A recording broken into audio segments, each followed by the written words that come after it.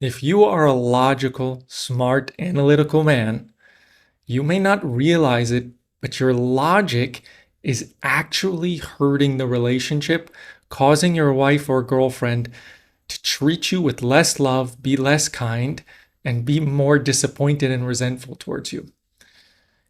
You probably don't realize that this is happening, maybe because it's normal for you or it's eroding the relationship so slowly that you don't see it happening. But the cause of why she treats you the way she does is very often because of some things you're unknowingly doing that's hurting the relationship.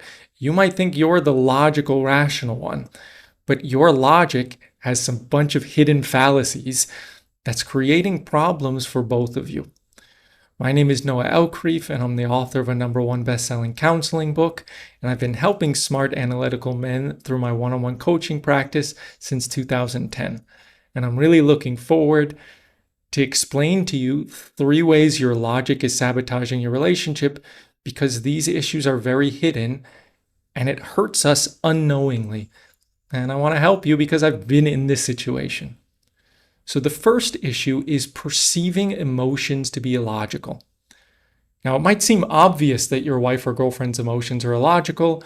You might often judge her to be, stupid, crazy, irrational, illogical. And when you judge her in these ways, she feels rejected and abandoned, even if you don't say it out loud. And this will cause her to close her heart, cause you to treat you passive aggressive, and just make the relationship less enjoyable. But the question is, are her emotions illogical? And there's 2 reasons why it seems that way, even though that's false. Her emotions are logical. Every emotion is logical if you understand how emotions work. And there's 2 reasons why you might think they're logical. 1, when you were a child, your mother or father treated your emotions as illogical because they were viewing emotions through the lens of an adult instead of through the lens of a child. So, for example, maybe they took you to school and you were scared to leave them, or scared of strangers in the classroom if it was a new classroom. Now, if you're scared, they might treat you like you're being overreactive, it's safe, you're being illogical. But they're not understanding that from a young child's perspective who can't defend himself, and the whole safety depends on the protection of their parents, that this is scary and dangerous to leave their protector and to go into a new environment that they don't know is safe. So, or maybe the child, you saw an ant and got really scared when you were young, and your parents treated you like you're overreacting and being illogical. Maybe they know an ant isn't dangerous, but you don't know that. And so when we're treated as a child like our emotions are illogical or overreactions, then that carries over into adulthood, where we suppress our emotions because we view all emotions to be illogical. And then when our wife or girlfriend expresses emotions, we view hers to be illogical all the time. And this is wrong and inaccurate, partially based on our filter from what happened to us as a child, but partially the secondary influence is that we don't understand that emotions are almost never about this moment. They're always just triggering childhood experiences. So maybe you're 5 minutes late and your wife gets extremely reactive, and you know this is an overreaction, so you think it's illogical. And it is if this moment was a vacuum, if the present moment was all that existed. However, her reaction is due to something that happened in her childhood. Maybe when she was waiting for her father when she was 5 years old to pick her up from school for 2 hours, and she was terrified and not knowing what to do. And so that triggers her when you're 5 minutes late. And in that case, if you understand the cause, then her emotion seems logical, right? Oh, this is just a trigger. It's not about the here and now. So anytime you perceive her emotion to be illogical, it's just because you don't understand the logical cause of why she feels the way that she does. So when she expresses an emotion and you judge her to be illogical or overreacting, she gets hurt. She doesn't feel seen or heard. And you're being incorrect. You're being illogical and unkind to her. So if you perceive her to be overreacting and illogical, stop for a moment and you can ask, is it possible there's a logical cause for this? and stop treating it as if this moment is all that exists and that if as though she's responding to this moment solely and fully, which is never the case. Clear? Okay, let's move on to number 2. The second way your logic is sabotaging your relationship is seeking a correct answer to an emotional truth. All right? So when your wife or girlfriend is speaking, you might just be listening to the words and hearing that the words are false. And then trying to show her that her words are false. So she might say, "You never listen to me." And what you say back maybe is, "I just repeated back everything you said. I just listened to you." So what you're hearing is that her words are logically false. Okay, you're correct. But you're not hearing the emotion underneath her words, which is, "I don't feel heard emotionally." So when she says, "You never listen to me," you hear the words, "I do, but I do listen to her. She is logically incorrect." But you're not hearing the emotion underneath. "I don't feel heard." And so when you hear her and only value and listen to and evaluate the logical truth of her words, you're missing the emotional truth and the emotional validity that's underneath it. So she might say, "I feel like you don't prioritize me."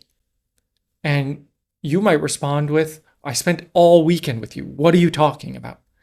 Her words are clearly logically incorrect, but we're not hearing what's underneath it, which is, "I don't feel valued. I don't feel like you're priority. I don't feel like want to spend time with me." So maybe you did spend time with her, but you didn't feel you really wanted to be there. So when you only listen to the words and assess the logic based on words, you're missing the deeper logic. And women are almost always correct in the deeper logic. It might be shocking for you, but it's true. So when she says, "I feel you're not listening to me," you say, "I just repeated back everything you said." So you did hear every word perfectly, but you might not be feeling her. So she wants to be heard differently than you're listening. So her intuition is correct that you're not hearing her, receiving her, seeing her, caring for her in the way that she's looking for on an emotional level. And when you just focus on the logic of her words, you miss that. And when she expresses a deeper need, an emotional need, and you're only assessing the logic of her words, she feels not understood. You feel frustrated that she's wrong and she's being immature or she's being illogical. Then she's even more upset because you're viewing her to be illogical, and you're frustrated with her when she's just trying to express a call for help, like that I need something from you, or I feel like one of my needs aren't being met.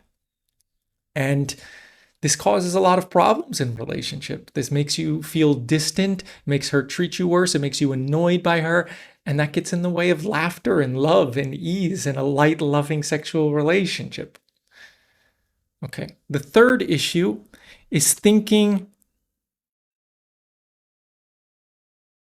that emotional pain can be proven wrong.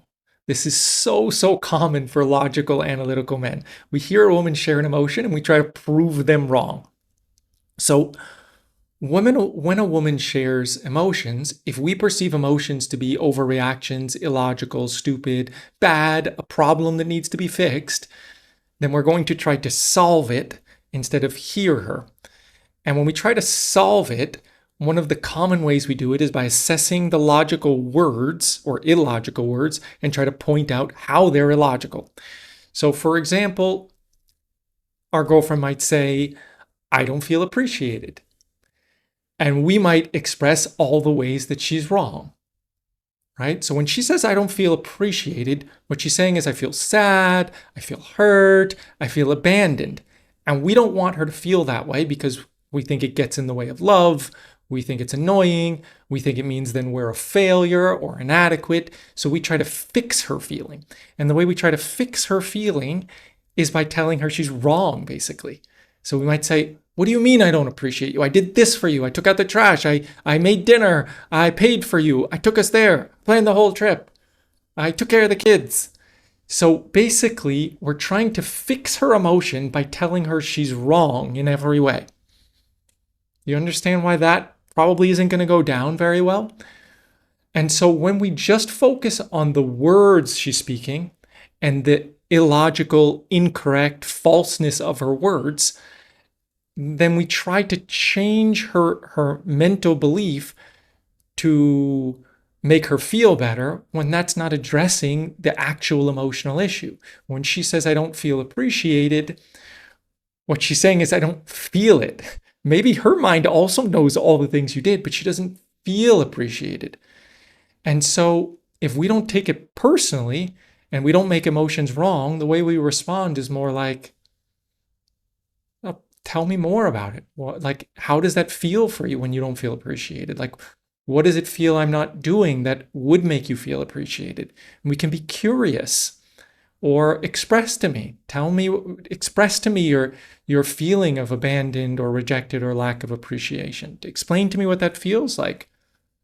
And then she has an opportunity to let out her emotion, and then she can feel seen in it, heard in it, and then we can understand it. That there's a logic behind it. There is something true in it, even though her words are completely false. Yeah, if we just look on the superficial, practical, physical level, right? Or maybe she tells you something totally not about you, that she's so sad that someone that she knows died. And for us, we don't know how to be with emotions. We don't know how to be with her sadness. It hurts us to watch her sad. Or we think sadness is wrong or bad, or just gets in the way of happiness, so she shouldn't feel it. So instead of being with her in her sadness, we tell her why her sadness is wrong, incorrect. Well, yeah, but she was suffering so much. It's so much better for her and her family that she died because everyone was struggling. Now, logically, that might make sense what we're saying, but it doesn't help the relationship or her in any way for us to tell her that her emotion is logically wrong. That's not what she's looking for from us. She's looking for love, validation, for us to hold her in her sadness. When a woman feels emotional pain, she wants to be loved in it, validated in it, seen in it, not told that her emotion is wrong, not told that it's incorrect. The reason she feels sad is valid always. So maybe if someone was struggling with cancer for a year and it was causing them so much suffering and their family so much suffering, yes, logically, in some way, it makes sense that it's better for everyone if they pass away. However, it also makes sense to feel sad when we lose someone we care about, or when someone we care about lost someone that they love and care about. That's healthy to feel sadness. So by just focusing on the words and trying to correct our girlfriend's thinking using logic alone, we're invalidating their emotion, making them feel not accepted, and not helping the situation at all. That makes our girlfriend feel more distant, more unappreciative, and then she's not going to give us the love and kindness and nurture that we long for, or the ease, lightness, sexuality, and joy we all want in a relationship. So if you want your relationship to feel lighter and easier, if you want to understand your wife or girlfriend's emotions, if you want to be able to react with ease and confidence and assuredness and solidness when your wife expresses emotions, I want to invite you to join my course, The Analytical Man's Guide to a Drama-Free Relationship. In this course, I get to the root of the issues and permanently address the blocks, wounds, faulty beliefs inside of you that are causing you to react in ways that hurt the relationship over time. So if that interests you, if it resonates for you, I invite you to click the link in the description, in the comments, or somewhere around the video. This course can absolutely transform how it feels for you to be in a relationship. So I hope to see you on the course, and I wish you the best of luck.